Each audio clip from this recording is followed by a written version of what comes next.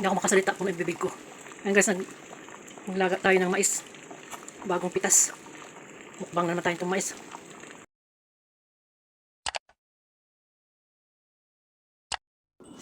Malaki ng mais.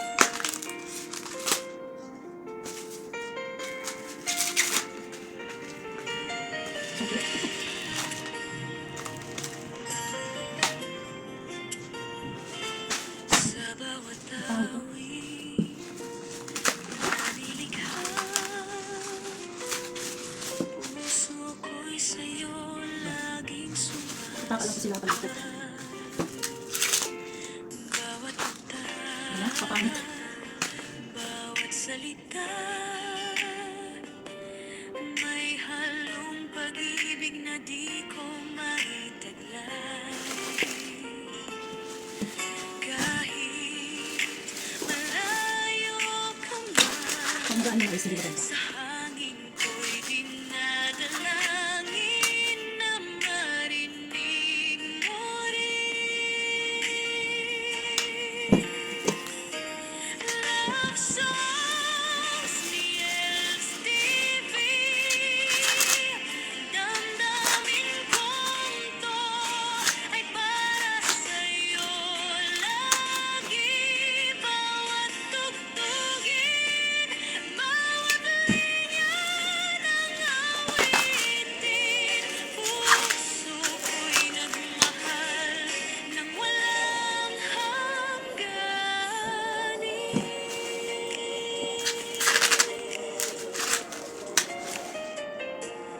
Tuwing gabi, ako'y nag-iisa, ngunit Hindi ako makasalita kung ibibig ko. Ayun guys, naglaga tayo ng mais. Bagong pitas. Mukbang na naman tayo itong mais. Ayun guys, dinala ko na dito yung pagkain kong mais. Dito na ako nagkakain sa kwarto. Alas 7 lang gabi. Sobrang napagod ako kanina. Diyos me. Ang dami kasing pinamalingki ng amo ko na malingki pala siya. Yan, nagdala ako ng saging. At yan. Dalawa. Grabe napagod ako. Hindi ako sa... Reply na lang ako sa mga sa mga premiere at nawala na ako kanina sa sa cellphone. Hindi na ako nakahawak. Kasi hapon na kasi namalingki yung amo ko. So, pinilit kong tapusin lahat ng pinamalingki niya. Tapos itong mais, naglaga ako. Binalot ko sa aluminum foil para hindi siya lalamig. Ang pangit naman itong nabili niyo. Ko mainit. Kanina pa to guys, isang oras na. Yung pagkain, pag nakabalot sa aluminum foil, matagal maglamig.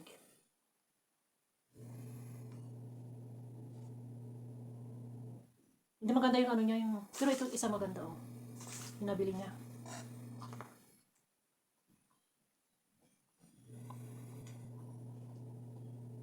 Pa maganda yung ipin ko pagkagawa. Ang hirap inguya. Kaya hindi ko na nguya mabuti. Wala yan. Bituka ko na magnguya. Sugatan pa ako ng kutsilyo.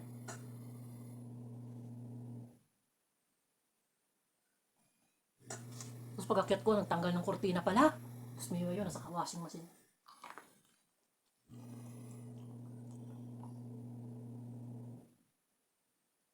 Magpapalit siguro sila ng kurtina.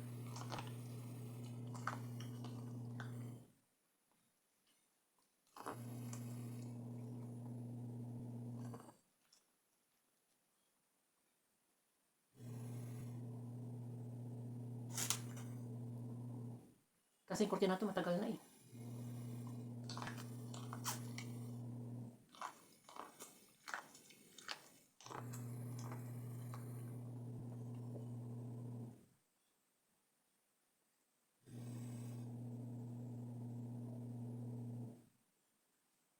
May mga kabinet yan, puros kumot, mga bedsheet, puros mga pang winter. Hindi na nagagamit ay expose.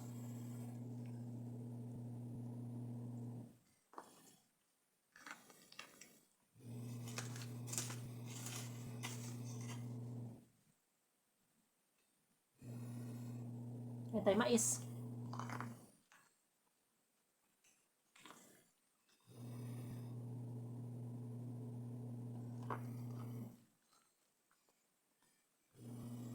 Ayoko na mamalantya, napapagod na ako. Ito, matulog na ako.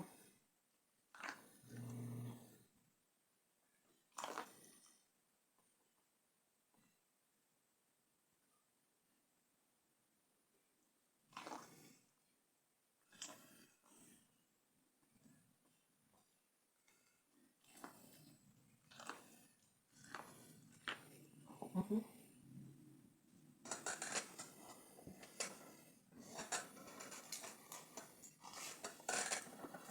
Hindi ako magluto bukas.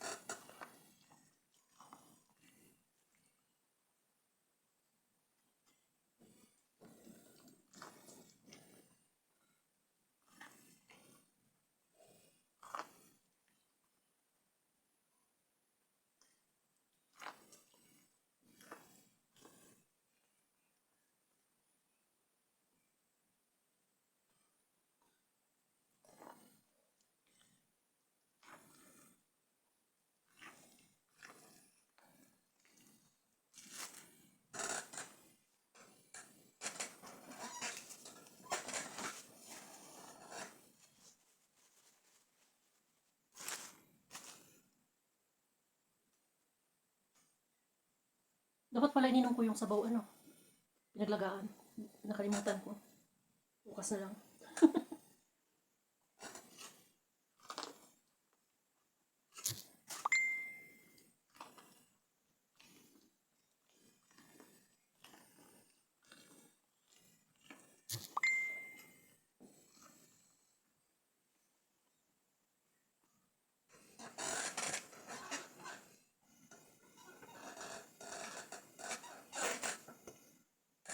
Ang dalawa sa itong aking kama.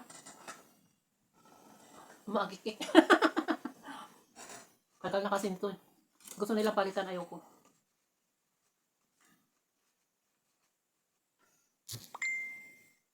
Yun yun.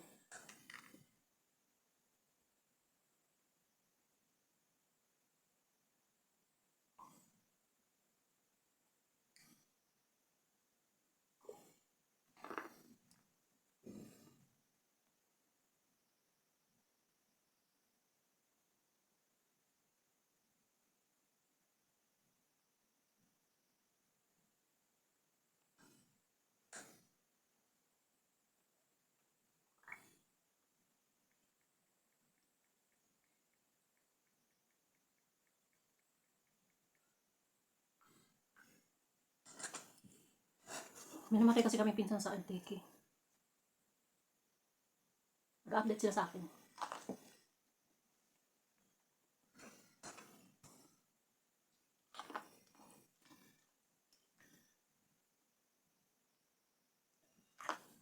Nakita ko palang pinsan sa Antique na kawawa.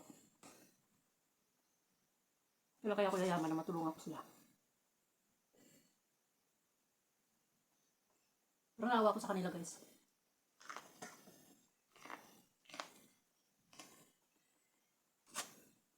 Akala ko kami ng pinakawawa. Di pala.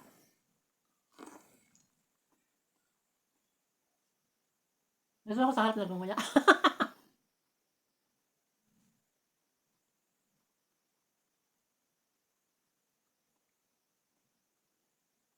Dapat pala sanayin ko dito magmuya.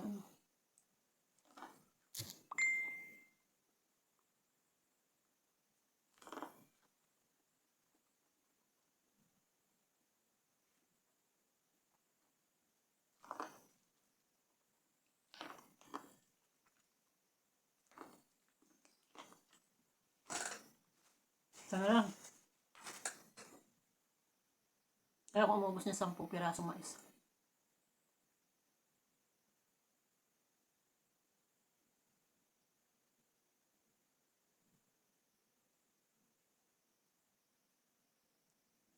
Sige, banggit yung mga lugar doon. Hindi ko naman alam yung mga lugar doon.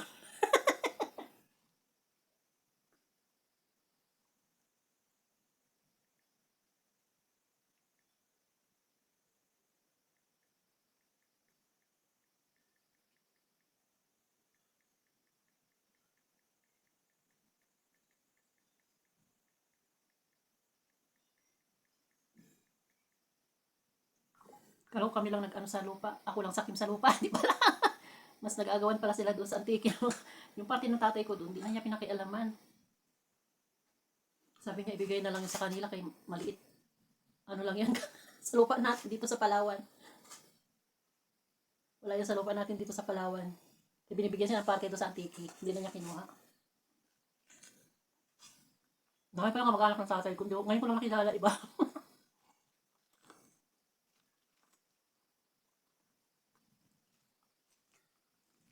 Mahirap na makain to.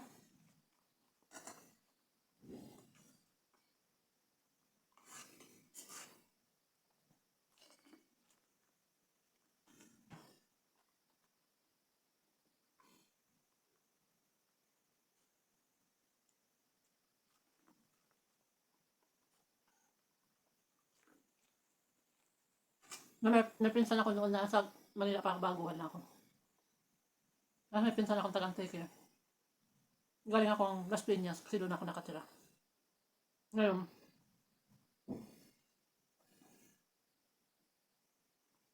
pumunta ako ng Guadalupe kasi doon yung pinsan ko. Pupunta ako. Ngayon, may nakasabay ako sa baklaran na ano na mama, katabi ko sa bus. Tapos, pagbaba ko ng Guadalupe, kasabay ko naman. Pagkasakay ko ng jeep, kasabay ko rin. Tapos hanggang paglakad, sa bahay na pupunta. Sinusundan kaya ako ng mama na to. Ako ang sumusunod sa kanya kasi nauuna siya. Tapos pagdating ko sa bahay na pupuntahan ko, nandun din siya, nagulat ako. Isa lang pa rin bahay na pupuntahan namin. Kain na ako. Tapos, doon kami nagkakilala. Ano pa, magpinsang buo kami. Isang tao lang pala yung puntahan namin, magpinsang buo pala kami, di ba? Di ba maraming ganun, gaya nung sa Pasay ako nakatira. Yung kachat ko din. Isang street na yon doon. Nag-boarding kami noon doon. 2 buwan lang ata, tapos umalis ako, hindi ko nagustuhan kaya masyadong maingay. Ngayon, yung street na yun, hindi ko alam, may kamag-anak pala ako doon, mga pinsan, na buo, mga pamangkin. Siguro nagkakasalubong-salubong kami, hindi kami magkakilala. Ngayon, dumating yung nanay ko, in-invite kami doon sa bahay nila. Sa ano daw, sa Pasay, sa Vito Cruz. Ngayon, nung nasa tricycle na kami, pamilyar sa akin yung ano, yung lugar. Hala, kapitbahay ko lang ha. Tirahan nila. Hindi kami magkakilala. May pagbanggaan kami, hindi kami magkakilala.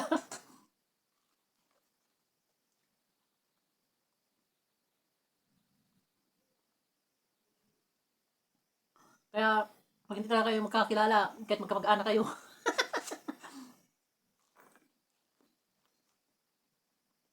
legit na pinsan kong buo.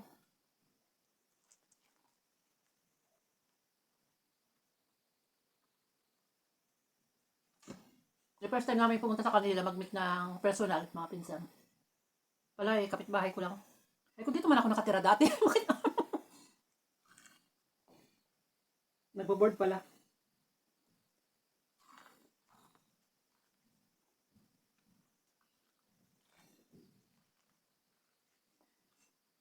Kasi nasa Manila ako unang self-tack ko.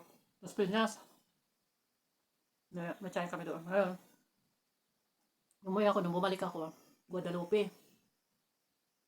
Ngayon, ilang taon kami sa Guadalupe, lumpat kami ng Bikutan. Ngayon, ilang taon din kami sa Bikutan, dekada rin. Tapos, lumipat ako ng Makati. Santa Ana, Pascua. Ano ba yun? Santa Ana. Santa Ana pala. Tapos, Pasay. Dami ko na boarding house. Tapos, Makati, Pembo. Malapit na sa Pateros.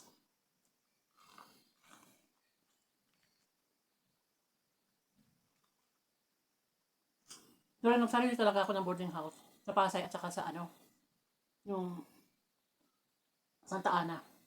Hindi ko kasama yung mga kapatid ko. Sa Bikutan at Makati, kasama ko yung mga kapatid ko.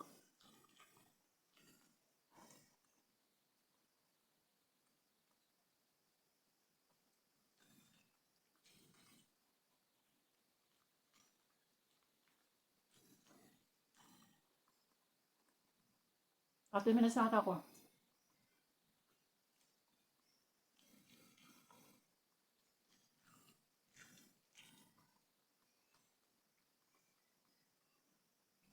Hindi ako nakain din saging.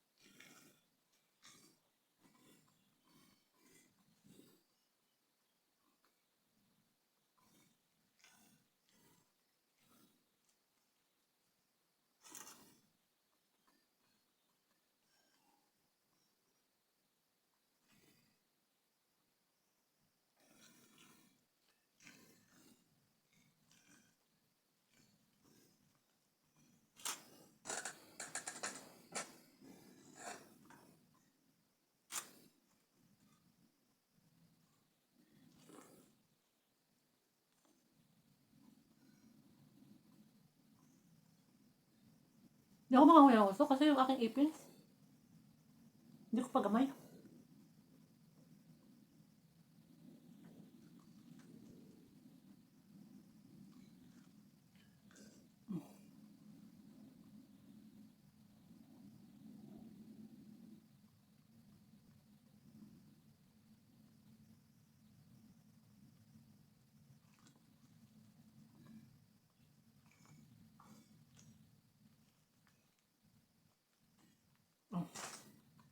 Bakit na? Nakadalawa ako. Kasi apat kanina hinati-hati ko.